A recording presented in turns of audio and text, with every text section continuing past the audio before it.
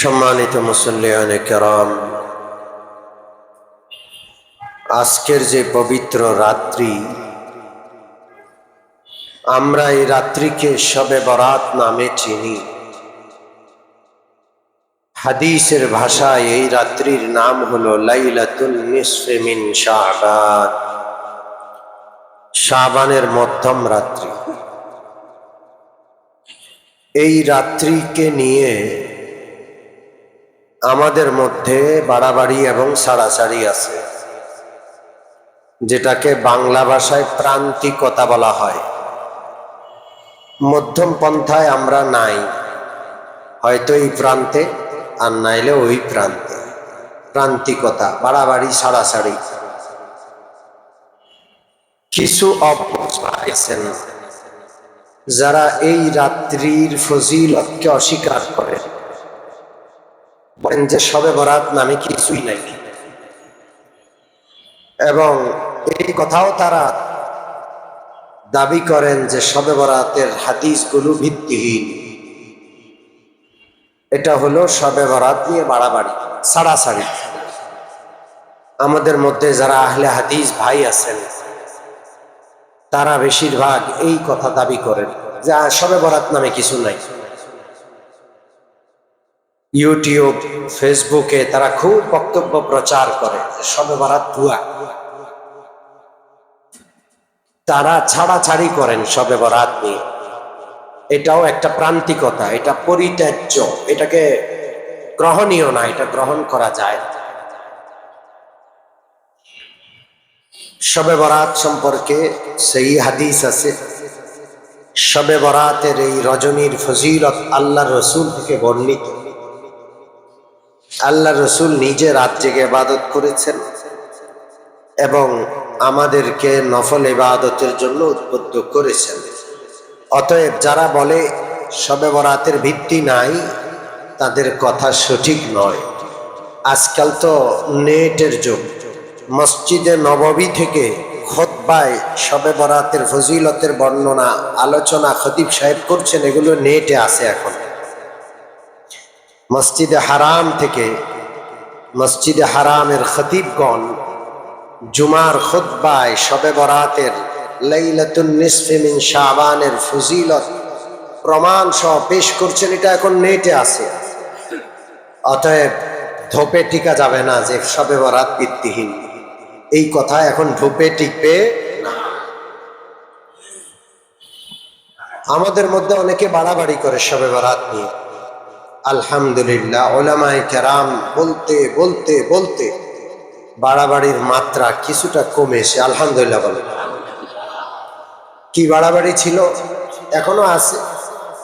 ফটকা ফোটানো, বোম ফোটানো, আজ থেকে 2-4 বছর আগে এগুলো ছিল। আপনাদের কি মনে আছে? আমরা এখানে বয়ান করতে বসছি, এদিকে ফটকা ফুটছে, এদিকে ফটকা ফুটে দিছে দৌড়। ফটকার জ্বালায় আমরা ভয়ে থাকতাম, কোন সময় গায়ের পাশে এসে ফটকা ফুটায়। শবে বরাতের সাথে এই ফটকা ফুটানোর কোনো বিষয় আছে? জোরে বলেন। কারা এটা শবে বরাতে ঢুকাইল? আতশবাজি, ফটকাবাজি।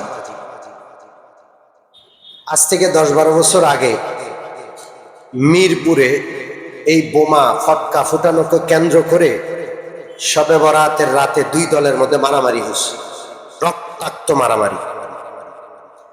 আতশবাজি ফুটাইছে একটা বস্তির ঘরের উপরে পড়ে, ঘর এবং আশেপাশের বাড়ি জ্বলে মা সহ, শিশু সন্তান সহ জীবন্ত 11 জন দগ্ধ হয়েছে।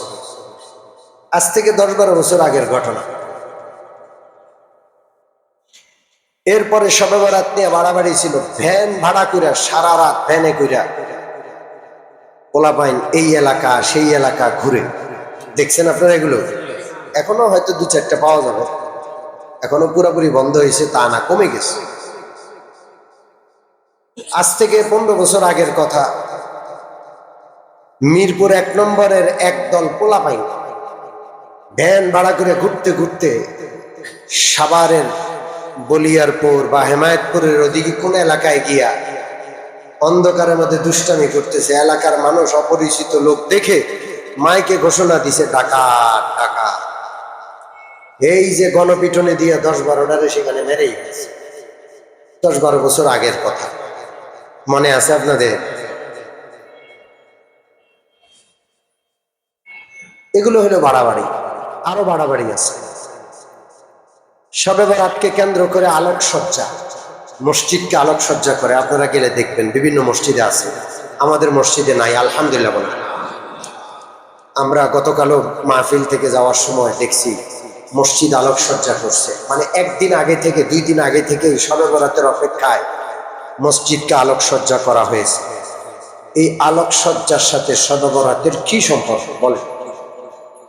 এই আলোকসজ্জায় টাকা খরচ হয় না? জোরে বলেন। জনগণের টাকা মসজিদে নিয়ে মসজিদ ফান্ড থেকে আলোকসজ্জা করে অপচয় করার অনুমতি আছে? জোরে বলেন। এগুলো সব বাড়াবাড়ি, এগুলোর সাথে শবে বরাতের কোনো সম্পর্ক নাই। হালুয়া রুটি অনেক বেশি ছিল, কমছে আলহামদুলিল্লাহ বলে। তবে এখনো হালুয়া রুটি বেচা হচ্ছে। রুটির বিভিন্ন আকৃতি বানায়, কুমিরের আকৃতি, বাঘের, ভাল্লুকের আকৃতি বানায়, কি বানায় না? কমছে আগের থেকে। হালুয়া বিক্রি হচ্ছে এখনো মসজিদের আশেপাশে। এই সমস্ত বিষয় থেকে আমাদের সেটাকে অতটুকু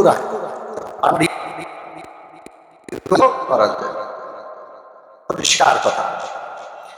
কবরস্থানে গিয়ে দেখেন শবে বরাতকে কেন্দ্র করে কবরস্থানে এবং তার আশেপাশে মেলা বসাইছে। আজকে আপনি আজিমপুর কবরস্থানের আশেপাশে কোথাও রিক্সা গাড়ি চালাইতে পারবেন না। রাস্তা পুরাটা দখল, ভিক্ষুকের দখল। সারা বাংলাদেশের যত ভিক্ষুক আছে সব আজকে ঢাকায় এসে উঠছে। ল্যাংড়া লুলা, কথা বুঝেন নাই, কানা আন্দা তেঁদা যা আছে সব আজকে চলে আসছে। বলেন এগুলোর সাথে শবে বরাতের কি সম্পর্ক? কেন আমরা এগুলো করি? কে শিখাইলো আমাদের? ইবাদতকে নষ্ট করার জন্য এগুলো যথেষ্ট। কবরস্থানে মোমবাতি জ্বালায়, কবরকে আলোকসজ্জা করে। শুধু কবরস্থান না, কবরের ভিতরে এক একটা কবরে, বাপের কবরে আজকে আলোকসজ্জা করে। এরকমের অবুঝ সন্তান আছে না নাই? হ্যাঁ, উল্টা পাল্টা। যাই হোক, আমি যে কয়টা বললাম এই ছাড়াও আরো অনেক কিছু আছে শবে বরাতকে কেন্দ্র করে। এগুলো হলো বাড়াবাড়ি। এগুলো করলে শবে বরাতের সওয়াব পাওয়া যাবে না। আপনি শবে বরাত এই ইবাদতের রাত্রিকে নষ্ট করলেন, এই জন্য আলাদা গুনাহ হবে আপনার। শবে বরাত এটা ফার্সি শব্দ, এটার আরবি হইল লাইলাতুন নিসফি মিন শাবান। শবে বরাত বললে অসুবিধা? কোনো অসুবিধা নেই।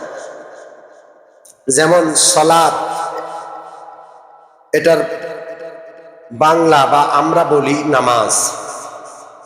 কোরআন হাদিসের নামাজ শব্দটা নেই। এখন আপনি যদি বলেন নামাজ নাই কোরআনে হাদিসে, নামাজ নাই, কথা ঠিক হবে না বেঠিক হবে? নামাজ না থাকলেও সালাত তো আছে, আর নামাজ দ্বারা সালাতটাকেই বোঝানো হয়, অন্য কিছু বোঝানো হয়?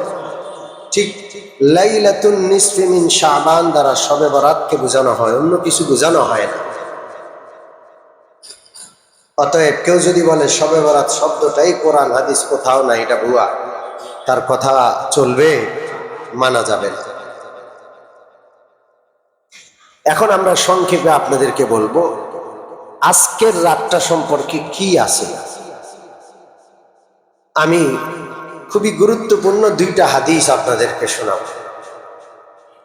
প্রথম হাদিস হযরত আলী রাদিয়াল্লাহু তাআলা আনহু থেকে বর্ণিত, ইবনে মাজাহ শরীফে আছে। عن علي بن أبي طالب رضي الله تعالى عنه قال إذا كانت ليلة النصف من شعبان فقوموا ليلها وصوموا نهارها। যখন শাবানের মাঝামাঝি রাত্রি আসে আল্লাহ রসুল বলেন এই রাতটাকে নফল ইবাদতে তোমরা কাটাও, কুমু লাইলাহা। আজকের রাতটা নফল ইবাদতে কাটাবো, চেষ্টা করব ইনশাআল্লাহ। নফল ইবাদত এই জন্য বললাম, এটা করলে সওয়াব, না করলে কোনো অসুবিধা নেই। করলে সওয়াব, না করলে কোনো, আপনি এশার নামাজ পড়ছেন, আপনি এখন গিয়ে ঘুমায়া যদি পড়েন, সারা রাত আজকে ঘুমায়া কাটালেন, ফজর পড়লেন জামাতে এসে, আপনার কোনো গুনাহ হবে? এটা নফল ইবাদত, পড়লে সওয়াব, না পড়লে গুনাহ নাই। তাহাজ্জুদের নামাজ নফল, পড়লে অনেক সওয়াব, না পড়লে কোনো গুনাহ নাই। আপনি যদি মনে করেন আজকে শবে বরাত, আজকে ঘুমানো যাইবই না, আজকে জাগতেই হবে, কথা বুঝে আসছে, ঘরে গিয়া সবাই রে পিটায় উঠাইয়া দিন, অন্যদিন পড়ছ আর না পড়ছ, আজকে শবে বরাত শুইছ, একবারে গুতায় উঠাইয়া দিলেন, তাইলে আপনি গুনাহ। চাপাচাপি নয়, আপনি উদ্বুদ্ধ করতে পারেন, ওদেরকে আগ্রহী করে তুলতে পারেন যে আজকে আল্লাহর কাছে চাইলে আল্লাহ দিব, উঠো 2 রাকাত পড়ো, এতটুকুই, এর বেশি না। অনেক খিটখিটে মানুষ আছে, ঘরে গিয়ে সব দিনে দৌড়ের উপর রাখে, আছে না নাই? ওইটা করা যাবে। আজকের রাতটা নফল ইবাদতের রাত। আপনারা কি জানেন নফল ইবাদত কোথায় করা ভালো? জোরে বলেন।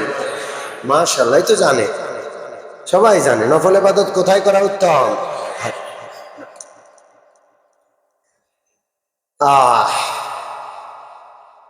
আল্লাহর হাবিব সাল্লাল্লাহু আলাইহি ওয়াসাল্লাম বলেন, লা তাজআলু বুয়ুতাকুম মাকাবিরা, তোমরা তোমাদের ঘরগুলোকে কবর বানিও না। এটা হাদিস। ঘরকে কবর বানানোর 2টা অর্থ। 1 নম্বর অর্থ, কেউ মরলে ঘরে কবর দিবে না, কবর দিবা কবরস্থানে। কবর কোথায়? আমাদের এলাকায় ঘরে, রাস্তার পাশে কবর দিয়া মাজার বানায়, এমন আছে না নাই? ভাই, কবর কেন রাস্তার পাশে? গোলাপশার কবরটা কেন সাইড রাস্তার মাথায়? বলেন, এটা কি কবরের জায়গা? জোরে বলেন। গোলাপশা, কল্লাশা, হাঁটুশা কারো কবর কোথাও হবে না, সবার কবর হবে কোথায়? জোরে বলেন। এই জন্য যদি ইসলামী ক্ষমতা থাকতো, এই সব কবরের গোষ্ঠী শুদ্ধ উঠাইয়া সবগুলোকে আজিমপুরে দাফন করা হইতো।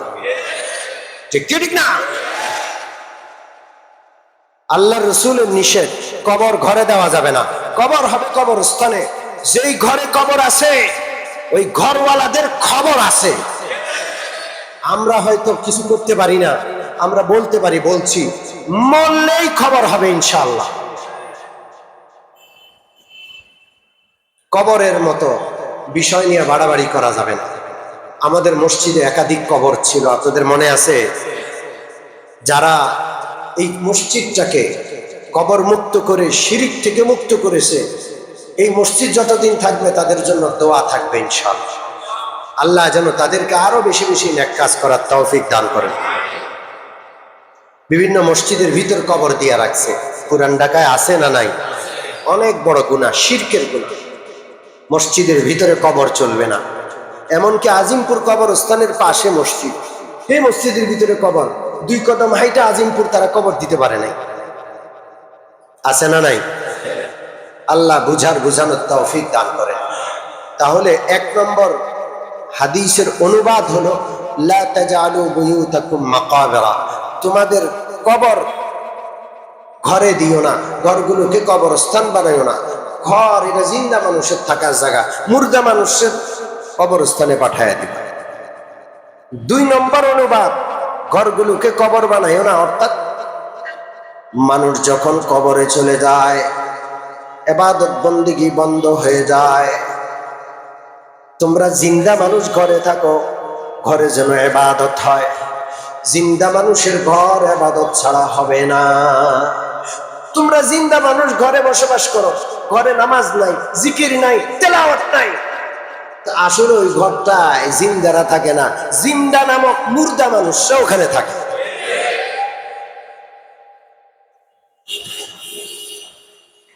আমাদের ঘরগুলোকে আমরা কবর বানাবো। এক একটা ঘর এখন সিনেমা হল, সারাদিন টিভি চলতে থাকে, সারাদিন চলতে থাকে। এই যে হয় আস্তে আস্তে বেড়ে ওঠে, এরা ছোটকাল থেকে মেশে বড় হয়। এরা নামাজি হবে কোত্থেকে? বাপরে দেখে বিড়ি খায়, মারে দেখে বেনামাজি, জীবনে কোনোদিন রুকু সিজদা করতে কাউরে দেখে না, তোরা নামাজ শিখবে। এই জন্য আল্লাহর হাবিব সাল্লাল্লাহু আলাইহি ওয়াসাল্লাম বলেন, তোমাদের ঘরগুলোকে কবরস্থানের মতো ইবাদত ছাড়া বানায়ো না। তোমরা জিন্দা, তোমাদের ঘরগুলোকে ইবাদত দ্বারা জিন্দা রাখবা। ছোট বাচ্চাগুলো মায়ের পেট থেকে দুনিয়াতে আসার পর দেখবে মা সিজদা করে, বাবা রুকু করে, যায় নামাজ বিছায়। সন্তানগুলো ছোটকাল থেকে নামাজ দেখতে দেখতে বড় হবে, ঠিক কি ঠিক না? মা যায় নামাজ বিছাইলে সন্তান মার পাশে দাঁড়ায়, বাবা সিজদা করলে সন্তান তাকায়া তাকায়া বাবাকে অনুসরণ করে রুকু করে সিজদা করে। কি সুন্দর দৃশ্য, আল্লাহ খুশি হয়ে যায়। এখন পোলাপাই নাচ শিখে, পোলাপাই নাচে, মোবাইল থেকে নাচ দেখছে, টিভি থেকে নাচ শিখছে, পোলাপাই এখন নাচে। আল্লাহ, রাসূল, কালমা কিচ্ছু জানে না, নাচ জানে। ভবিষ্যৎ প্রজন্ম আল্লাহওয়ালা হবে কিভাবে? গুনাহগার নাফরমান হয়ে গড়ে উঠতেছে আমার ঘর থেকে। এই জন্য নফল ইবাদত ঘরে করার চেষ্টা করি। আজকের রাত্রির ইবাদত নফল ইবাদত। যদি ঘরে ইবাদতের পরিবেশ করতে পারেন, ঘরে যান, ঘরে পড়েন।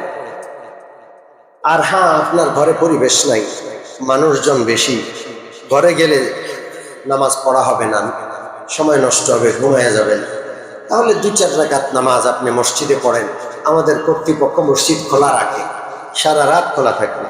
যখন মন চায় আপনি যাবেন, যখন মন চায় আসবেন, ইবাদত করবেন। এই ইবাদত একা একা। এই যে বয়ান হবে, বয়ানের পরে দোয়া হবে, বাস এতটুকুই শেষ। আর সারা রাত শেষ রাত পর্যন্ত ইবাদত করবো একা একা। কেমনে? জোরে বলেন। একা একা ইবাদত, তেলাওয়াত করবেন, জিকির করবেন, একটু 2-4 রাকাত নামাজ পড়বেন, আল্লাহর কাছে তওবা করবেন। এইভাবে কোনো না কোনো ইবাদতে রাতটা কাটানোর চেষ্টা করবেন। এই রাতটা বড় দামি রাত্রি। فإن الله ينزل فيها لغروب الشمس إلى سماء الدنيا। শবে বরাতের সূর্য ডুবার পর আল্লাহ রাব্বুল আলামিন প্রথম আকাশে চলে আসেন। আল্লাহর রহমত বান্দার কাছে আর নিকটে চলে আসে। আল্লাহ রাব্বুল আলামিন বান্দাদেরকে ডেকে বলেন, আলা মিন মুস্তাগফিরিন ফাআগফিরা। আসো কেউ ক্ষমা প্রার্থী, আমার কাছে ক্ষমা চাও, তোমার জীবনের গুনাহ আমি মাফ করে দিব। আল্লাহ ডেকে ডেকে গুনাহগারদেরকে ক্ষমার জন্য আল্লাহ তুলছেন, গুনাহগারদেরকে আহ্বান। আলা মুস্তারজিকুন ফাআরযুকা। আসো কেউ রিজিকের অভাবী, আমি আল্লাহর কাছে রিজিক চাও, আল্লাহ রিজিক দান করে দিবেন। অভাবী আছি আমরা? জোরে বলেন। বেশি না কম? আমরা সবাই অভাবী। কার কাছে? জোরে বলেন, কার কাছে? কোটিপতিও ভিক্ষুক, রাজা বাদশারাও ভিক্ষুক, কার দরবারে? আল্লাহ। এই জন্য সবাই আল্লাহর কাছে রিজিক চাইবে। আপনি অভাবী, চাকরি নাই, রোজগারের ব্যবস্থা নাই, বা যা আছে অপূর্ণ, হয় না, 15 দিন যাইতেই মাসের টাকা শেষ, বাকি 15 দিন খুব কষ্টে চলে। কোনো একটা ভালো খাবার খাইতে পারেন না, ভালো পোশাক পরতে পারেন না, ভালো একটা ঘর দরকার, সিমাসিমি করে থাকেন, সুস্থ ঘর নিতে মন চায়, পারেন না। এগুলো অভাব। আল্লাহর কাছে আজকের রাত্রে চান, আল্লাহ দিবেন ইনশাআল্লাহ। আলা মুবতালান ফাউআফিয়া। আল্লাহ রাব্বুল আলামিন ডেকে ডেকে বলেন, আসো কি কেউ অসুস্থ, আমি আল্লাহ রাব্বুল আলামিনের কাছে সুস্থতা কামনা করে দোয়া করো, আমি তোমাকে সুস্থতা দান করে দিব। আলা কাজা আলা কাজা হাত্তা ইয়াতলু আল ফজর। এমনই ভাবে বান্দার কি কি প্রয়োজন, এক একটা প্রয়োজন ডেকে ডেকে আল্লাহ বান্দাকে স্মরণ করান। বান্দা যদি চায়, সাথে সাথে আল্লাহ দান করে দেন। আজকের রাত্র চাওয়ার রাত্র, চাইবো ইনশাআল্লাহ। অসুস্থ, সুস্থতা চাইবো, রিজিকের অভাবী, রিজিক চাইবো, ক্ষমা দরকার, গুনাহ করছি। প্রত্যেকেই জানি আমার কত বড় গুনাহ আছে, আমার জিন্দিগিটা গুনাহে ভর্তি। আমি আমার মালিকের কাছে ক্ষমা চাইবো ইনশাল্লাহ। এই রাত্রির পরের দিন রোজা রাখা, এটাও ইবনে মাজাহ শরীফের হাদিসে আছে, অসুমু নাহার, পরদিন রোজা রাখবো ইনশাল্লাহ। জোরে বলেন রাখবো। শাবান মাসে বেশি বেশি রোজা রাখতে বলা হয়েছে। কালকে একদিন রাখতে পারেন, বারবার যে দিনগুলো আছে বেশি বেশি রাখতে পারেন। আমরা অনেকে তিনটা রোজা রাখছি, 15 তারিখ, 14 তারিখ, 13 তারিখ, অর্থাৎ 13, 14, 15। অনেকের 2টা রোজা হয়ে গেছে, কালকে হবে 3য় রোজা। ঠিক কি না? চান্দ্র মাসের 13, 14, 15 এই 3টা রোজাকে আইয়ামে বীজের রোজা বলে। প্রতি মাসে কেউ যদি আরবি মাসে 13, 14, 15 এই 3 দিন রোজা রাখে, তাহলে গোটা মাস ব্যাপী রোজা রাখার সওয়াব আল্লাহ তাকে দান করে। একটা হাদিস আপনাদেরকে শুনাইলাম। তাইলে আজকের রাত্রিতে নফল ইবাদত করব, আগামীকাল কি রাখবো? রোজা রাখবো। মনে থাকবে ইনশাআল্লাহ। এখানে একটা কথা বলি, আজকের রাত্রিতে নফল ইবাদত করব, একা একা 2-4 রাকাত নামাজ পড়ব, দোয়া করব। নামাজের মধ্যে কোনো নির্দিষ্ট সূরা পড়তে হবে এমনটা আছে না। মুকসুদুল মুমিনিন, নিয়ামুল কোরআন, এই কিতাবগুলোতে অগ্রহণযোগ্য কিছু নিয়ম নীতি দিয়া রাখছে। প্রথম রাকাতে ইন্না আতাইনা 10 বার, দ্বিতীয় রাকাতে কুল হু আল্লাহ 10 বার। তাইলে সারা জীবনের গুনাহ মাফ হইব, 80 বছরের গুনাহ মাফ হইব। কি কি অদ্ভুত কথা লিখে রাখছে, যেগুলো কোরআনেও নাই, সুন্নাহও নাই। ওগুলো দেখবেন না। আপনি সারা বছর যেভাবে নামাজ পড়েছেন, আজকের রাত্রের নামাজটাও ওইভাবে পড়বেন ইনশাআল্লাহ। দ্বিতীয় যে হাদিস, হযরত আম্মা জান আয়েশা রাদিয়াল্লাহু আনহার হাদিস। আল্লাহ রাসূল আম্মা জানকে, তার প্রিয়তমা স্ত্রীকে বলতেছেন, তুমি কি জানো আজকের রাত্রিটা কি রাত্রি? হাযিহিল লাইলাতু লাইলাতুন নিসফি মিন শাবান। আয়েশা, আজকের রাত্রিটা হলো শাবানের মাঝামাঝি রাত্রি। ওয়ালিল্লাহি ফিহা উতাকাউ মিনান নার। আজকের রাত্রিতে আল্লাহ রাব্বুল আলামিন সাধারণ ক্ষমা ঘোষণা করে লক্ষ লক্ষ কোটি কোটি বান্দাদেরকে জাহান্নাম থেকে মুক্তি দান করবেন। সাধারণ ক্ষমা, সবাইরে মাফ করে দিবেন আল্লাহ। কত পরিমাণ বান্দা আল্লাহর ক্ষমা পাবে, জাহান্নাম থেকে মুক্তি পাবে। আল্লাহ রাসূল বলছেন, বিকদরি শুউরি গানামি কালবিন। বনু কালব গোত্র একটা গোত্র ছিল আরবে। ওই গোত্রের লোকেরা ছাগল, ভেড়া, দুম্বা পালনের ক্ষেত্রে প্রসিদ্ধ। এক এক পরিবারে হাজার হাজার ছাগল পালে, এক এক পরিবারে শত শত দুম্বা পালে, শত শত ভেড়া পালে। সারা আরবে যেই পরিমাণ ভেড়া দুম্বা না লালন পালন করত, এই এক গোত্রে, এই এক বংশে এর চেয়ে বেশি সংখ্যক ভেড়া দুম্বা লালন পালন করে।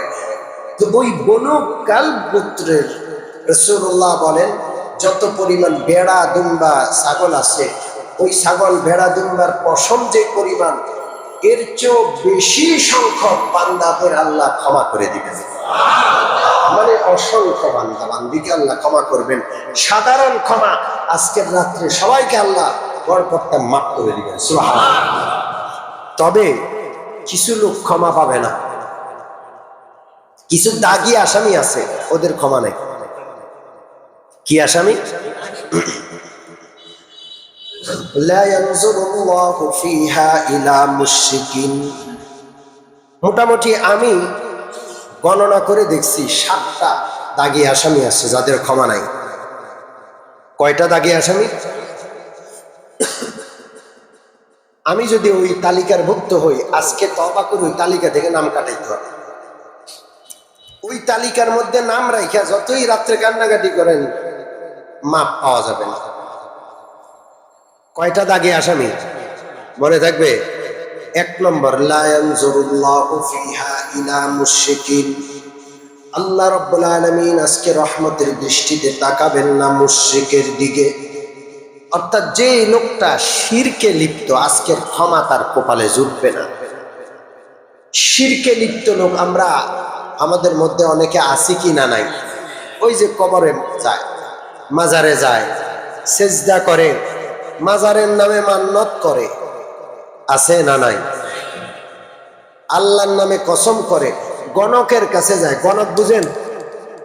কথা কয় না। টিয়া পাখি নিয়ে বসে থাকে, রাশি দেখায় যে আমার রাশিটা কি, আগামী 1 বছর আমার কেমন যাবে। আছে না নাই? ভাগ্যের মালিককে, ভবিষ্যৎ জানি না, কেউ জানে না। ওই গণকও জানে না, কেউ জানে না। ভবিষ্যৎ কে জানেন? লা তাদরি নাফসুম মাযা তাকসিবু গাদা ওয়া মা তাদরি নাফসুম বিআইয়ি আরদিন তামুত। কালকে কি খাবো কেউ জানি না, কালকে কি উপার্জন করবো কেউ জানি না, কেউ জানে না। একমাত্র জানেন কে? আলিমুল গায়ব, একমাত্র একজন, তিনি কে?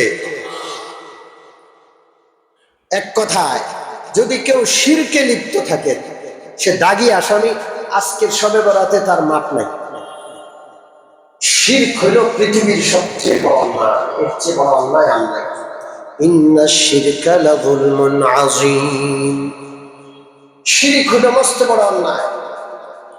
ইন্নাল্লাহা লা ইয়াগফিরু আন ইউশরাকা বিহি ওয়া ইয়াগফিরু মা দুনা যালিকা লিমান ইয়াশা। শিরিক ছাড়া অন্য যে কোনো গুনাহ লইয়া মারা গেলে আল্লাহ ইচ্ছা করলে ওই মুর্দারে ক্ষমাও করে দিতে পারে, কিন্তু শিরিকের গুনাহ লইয়া যে মরব তার ক্ষমা নাই, নিশ্চিত জাহান্নামী, চির জাহান্নামী। এই জন্য শিরিক করব না ইনশাআল্লাহ। শিরিক থেকে তওবা করব।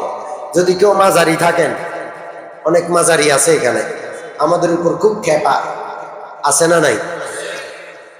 তওবা করুন, নাইলে ক্ষমা পাবেন না। আপনার ওই মাজারওয়ালা কিছুই করতে পারবে না। ও তো মইরা মাটি হয়ে রয়েছে, মাটির নিচে, ওর কোনো খবর আছে?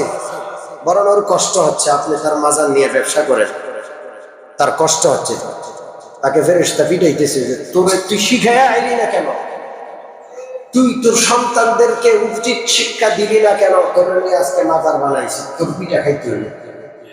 ঠিক কি ঠিক না? শিরিক করা যাবে না, শিরক থেকে তওবা করব। 2 নম্বর, লা ইয়ানজুরুল্লাহু ফিহা ইলা মুশাহিনিন। হিংসুকের দিকে আল্লাহ তাকাবেন না, হিংসুকের মাপ নাই। হিংসা আছে না নাই? ইন্নাল হাসাদা ইয়াকুলুল হাসানাত কামা তাকুলুন নারুল হাতাব। নবীজি বলেন হিংসা এমন একটা আগুন, আগুন যেমন লাকড়িকে জ্বালায়া দেয়, লাকড়িকে ছাই বানায়া দেয়, কয়লা বানায়া দেয়, হিংসা নামক এই আগুনটা আপনার যত নেকামল আছে, নামাজ রোজা হজ যাকাত, সবগুলোকে ছাই করে দিবে, ভস্ম করে দিবে, জ্বালিয়ে দিবে। হিংসা রাখা যাবে না। মনে থাকবে ইনশাআল্লাহ, হিংসা মুক্ত হব। হিংসা থাকলে আজকে তো হবে, আল্লাহ আমি হিংসা করি, ওই যে আমার প্রতিবেশী, ওই যে আমার পাশের দোকানদার, ওর বেচা কেনা বেশি হয়, আমার খালি গা গির গির করে, আল্লাহ আজকে থেকে হিংসা বাহির করলো। পারবো না ইনশাআল্লাহ। আছে না নাই?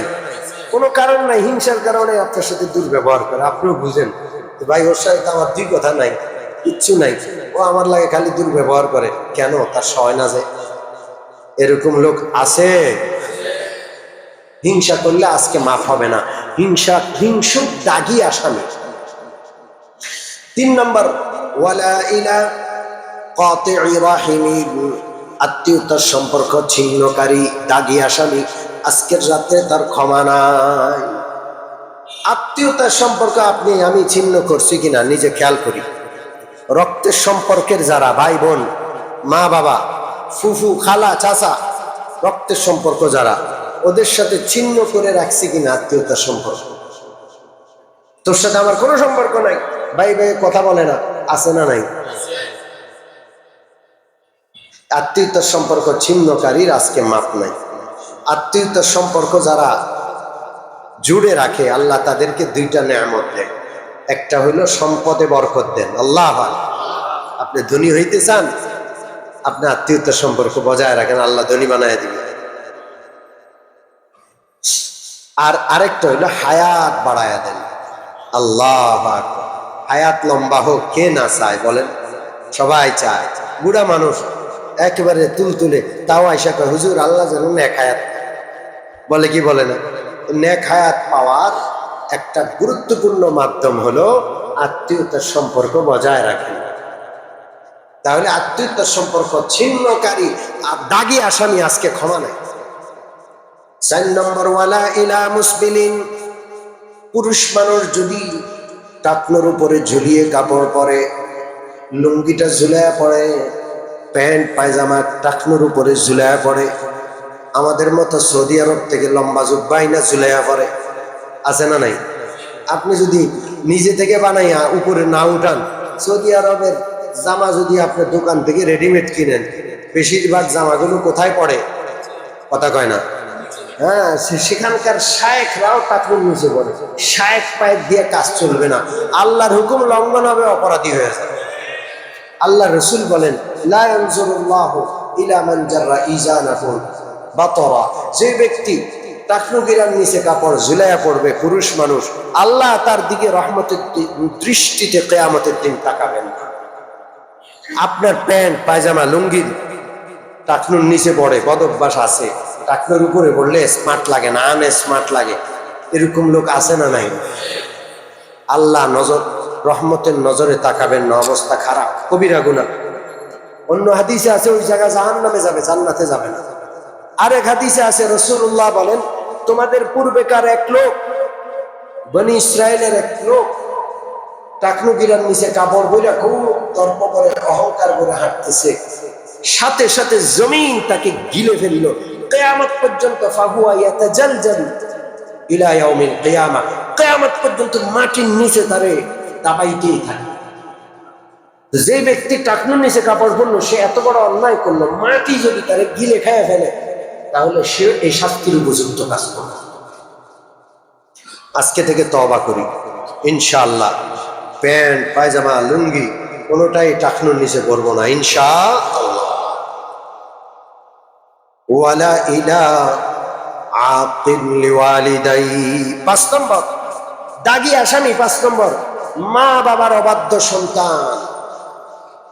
মা বাবার অবাধ্য সন্তান আজকে ক্ষমা পাবেন। মা বাবার মর্যাদা আল্লাহ দান করেছেন। আল্লাহর পরে ওয়াকাদা রাব্বুকা আল্লা তা'বুদু ইল্লা ইয়াহু ওয়া বিল ওয়ালিদাইনি ইহসানা। আল্লাহর সিদ্ধান্ত হলো আল্লাহর সাথে কাউকে শরীক করবে না। আল্লাহর 2 নম্বর সিদ্ধান্ত হইল মা বাবার সাথে সদাচরণ করতে হবে। আল্লাহর পরে আল্লাহ মা বাবাকে রাখছেন। এখন পোলা পাইন এমন পাক না, ফেসবুক চালাইয়া এমন পাক না হইছে, মা বাবার চেয়ে একটু বেশি বুঝি। তো বুড়া বুড়ি বুঝে না। বুড়া বুড়ি যদি না বুঝতো, এতই অবুঝ হইতো, তুই দুনিয়ার মুখ দেখা লাগতো না, তোর জন্মই হইতো। ঠিক কি ঠিক না? এই জন্য মুরব্বীদের চেয়ে বেশি বুঝা ভালো না।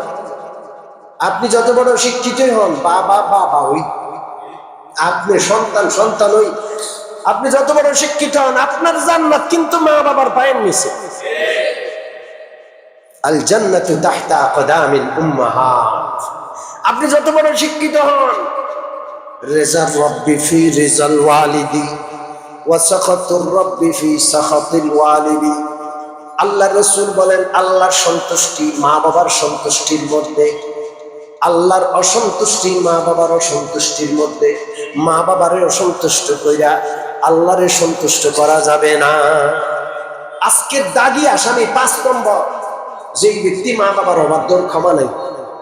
এখানে কেউ যদি মা বাবার সাথে অবাধ্যতা করে থাকেন, আজকের এখান থেকে গিয়া মা বাবার পায়ে ধরে মাপ চাইবেন, মা আপনি মাপ না করলে আজকে আমার ক্ষমা হবে না।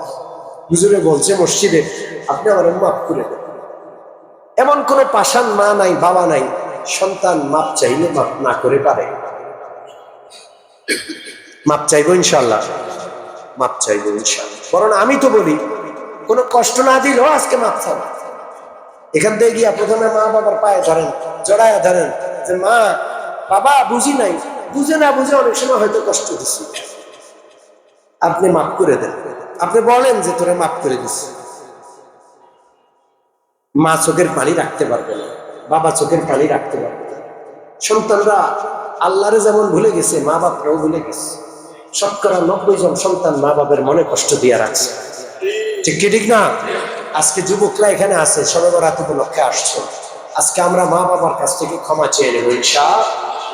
আমি আমার বাবা মুমূর্ষ অবস্থা, আমি যতবার যাই বাবার সাথে দেখা করি আর বারবার বাবার কাছে ক্ষমা চাই যে আব্বা বুঝে না বুঝে আমরা ছোট মানুষ, আমরা সন্তান, আপনাকে কষ্ট দিছি, আপনি কখনো দেখেন মনে কষ্ট রাখেন না।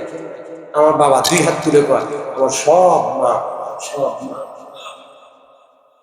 এখনো প্রত্যেকবার গেলে মাত্র আমার বাবা মুমূর্ষ অবস্থায় বিছানায় একবারে পড়ে গেছে গত অক্টোবর থেকে। আপনাদের কাছে দোয়া চাই, হায়াত থাকলে যেন আল্লাহ নেক হায়াত দান করে দেয়, হায়াত না থাকলে আল্লাহ যেন ইমানদার বানাইয়া আল্লাহর বেহেশতের দৃশ্য দেখাইতে দেখাইতে আল্লাহ যেন কবুল করে নেয়।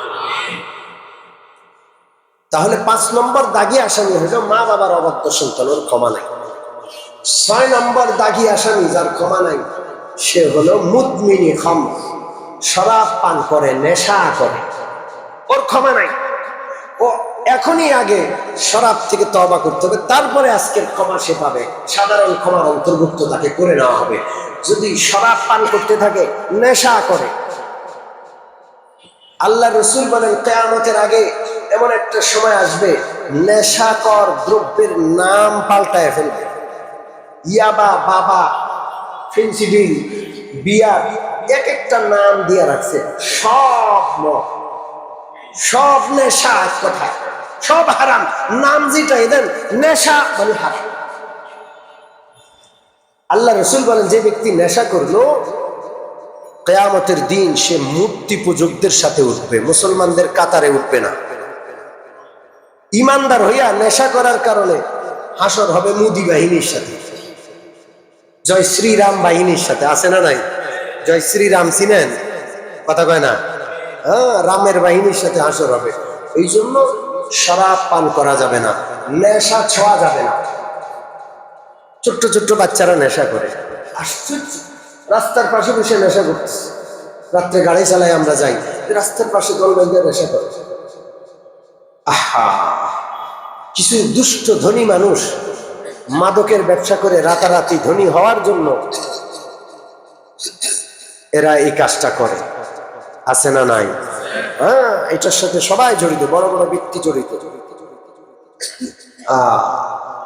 যাই হোক, নেশা যারা করেছেন তওবা করতে হবে, নাইলে দাগি আপনি আজকে মাপ পাবেন না। 6 নম্বর গেল। 7 নম্বর, ওয়ালা ইলা কাতিলি নাফসিন, ওই ব্যক্তি যে কাউকে হত্যার সাথে জড়িত, হত্যাকারী, হত্যাকারীর ইন্ধনদাতা, হত্যার প্ল্যান প্রোগ্রাম করা, হত্যার সমর্থন দাতা, সব হত্যাকারীর অন্তর্ভুক্ত। ওগুলো সব দাগি আসামি, মাপ নাই। আছে না নাই? হত্যাকাণ্ড কুফরি আর শিরকের পরে পৃথিবীর সবচেয়ে বড় গুনাহ। আল্লাহ রসুল বলেন সারা পৃথিবীর মানুষ একটা লোকের হত্যাকাণ্ডের সাথে জড়িত, অন্যায় ভাবে একটা লোককে হত্যা করছে, সারা পৃথিবীর মানুষ সমর্থন দিছে। আল্লাহ রসুল বলেন আল্লাহ তাআলা গোটা দুনিয়ার মানুষগুলোকে এই একটা হত্যাকাণ্ডের অপরাধে জড়িত থাকার কারণে সবাইরে উল্টা করে আল্লাহ জাহান্নামে ফেলে দিল। কিয়ামতের আগে হত্যাকাণ্ড বড় সহজ। ওই ঘুষ বাহিনী, ওই দুষ্ট ট্রাম্প, ওই দুষ্ট নেতা নিয়েও লক্ষ লক্ষ মানুষকে হত্যা করছে। সারা দুনিয়া হা করে তাকায় আছে, কোন আইনে এরা হত্যাকাণ্ড ঘটায়? যা মন চাচ্ছে 2-4 জনে সারা দুনিয়ায় সেই অরাজকতা চালাচ্ছে। সারা পৃথিবীর মানুষ হা করে তাকায় থাকে, কোনো কথাই বলে না। বিশেষ করে হারামখোর মুসলমান শাসকগুলো। আমরা 2-4 জন বলি আর আমাদেরকে টার্গেট করে, এগুলো জঙ্গি বলে, কি বলে না? সারা পৃথিবীকে মানবাধিকার শিক্ষা দেয় জাতিসংঘ। কোন দেশে মানবাধিকারের মাত্রা কতটুকু এটা মাপে বসে বসে। ওনারা মানবাধিকারের রক্ষক, আর ফিলিস্তিন গোটা মাটির সাথে মিশাই যায় না, মানব অধিকারের চোখে পড়ে না। কানা কানা কানা দজ্জালের বাহিনী ওরা, একশো কানা। যাই হোক, এক কথায় হত্যাকাণ্ডের সাথে জড়িত থাকা যাবে না। যত হত্যাকাণ্ড ঘটেছে সব হত্যাকাণ্ড অন্যায়ভাবে যেটা ঘটেছে কোনোটার সমর্থন আমি দিই না, ইনশাল্লাহ বলেন ঠিক কি ঠিক না? গত সরকার 2000 লোকের রক্তের উপর মানাইয়া এরপরে পালাইছে। আমরা দেখছি ওই সরকারের সমর্থকরা প্রকাশ্যে গুলি নিয়ে রাস্তায় নেমে গেছে। আল্লাহ, ছাত্রদের বুকে কিভাবে গুলি করছে প্রকাশ্যে, হেলমেট বাহিনী মুখের মধ্যে রুমাল ভেসেয়া 2 হাতে পিস্তল নিয়ে গুলি করতেছে। পুলিশের আগে আগে ওরা গুলি করে। এগুলো কি সত্য কথা না মিথ্যা কথা? বাস্তব না অবাস্তব জানি না, দুনিয়ায় বিচার হবে কিনা। তা আল্লাহর বিচার বড় কঠিন। মালিক ইয়াউমিদ্দিন, উনি বিচার দিবসের মালিক। একটা বিচার না হওয়া পর্যন্ত আল্লাহ তাআলা গোটা মানবতাকে হাসরের ময়দান থেকে 2 পা নাড়াইতে দিবেন না। এই কাজ করা যাবে না, ইনশাআল্লাহ বলেন। আমরা কোনো অন্যায়ের সাথে নাই। একটা হিন্দু, তারও অধিকার আছে না নাই?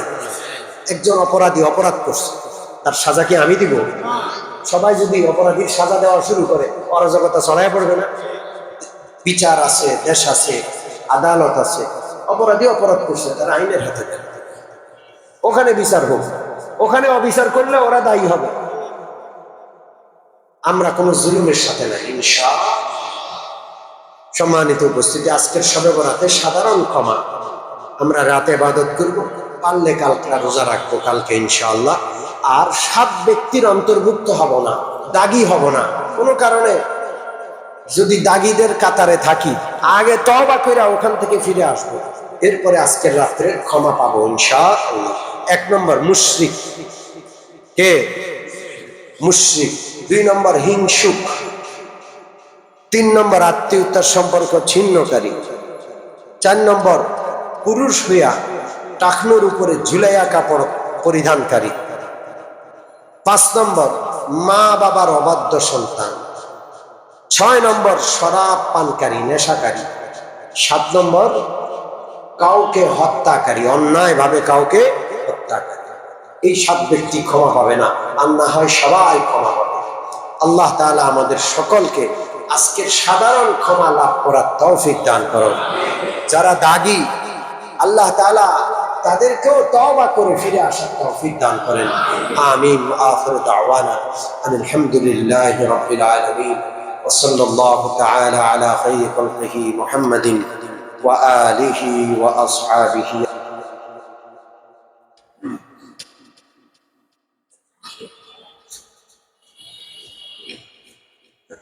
অষ্টম শ্রেণীতে পড়ে একজন মেয়ে, সুরাইয়া, 2টা খতম। আমাদের সব নানা নানি, দাদা দাদি সহ যারা মৃত, তার আত্মীয় স্বজন, তাদের নামে যেন আমরা সওয়াব পৌঁছায় দিই। আরো অনেকের কোরআন খতম আছে। আল্লাহ তাআলা সবার কোরআন খতমগুলোকে কবুল করেন। খুব সংক্ষিপ্ত দোয়া হবে। আমরা একটু বিশ্রাম করে, একটু অজু টজু করে তাজা হইয়া ইবাদত করব। আবার যখন একটু ঝিমানি আসে আবার চলে যাব, অজু টজু করে আবার আসবো। মসজিদে না ঘুমানোর চেষ্টা করব। আমার ঘুম আসলে বাসায় চলে যাব, ঠিক আছে না ইনশাল্লাহ? মসজিদে লম্বা হইয়া হসপিটালের মতো শত শত মানুষ ঘুমায়া থাকলে, যারা মসজিদে ইবাদত করতে আসছে এতগুলো লোককে ঘুমাইতে দেখলে ওদেরও তো ঘুম আসবে নাকি? এই জন্য মসজিদে ঘুমাবো না ইনশাল্লাহ বলে। হ্যাঁ রে, কতগুলো মানুষ শবে বরাতে পাওয়া যায় মসজিদে আইসা এমন ঘুম দেয়, ওগুলো তো নামাজ পড়ে অভ্যাস নাই। ফজরের সময় গুতাইয়া লাঠি দিয়ে পিড়ে উঠানো যায়, আছে না নাই? না, আপনার ঘুম আসলে আপনি কোথায় চলে যাবেন? বাসায় চলে যাবেন। আল্লাহ যেন আজকের রাতটাকে ইবাদতের রাত হিসেবে কবুল করেন। আলহামদুলিল্লাহি রাব্বিল আলামিন والصلاة والسلام على سيد الأنبياء والمرسلين وعلى آله وأصحابه أجمعين. ربنا ظلمنا أنفسنا وإن لم تغفر لنا وترحمنا لنكونن من الخاسرين.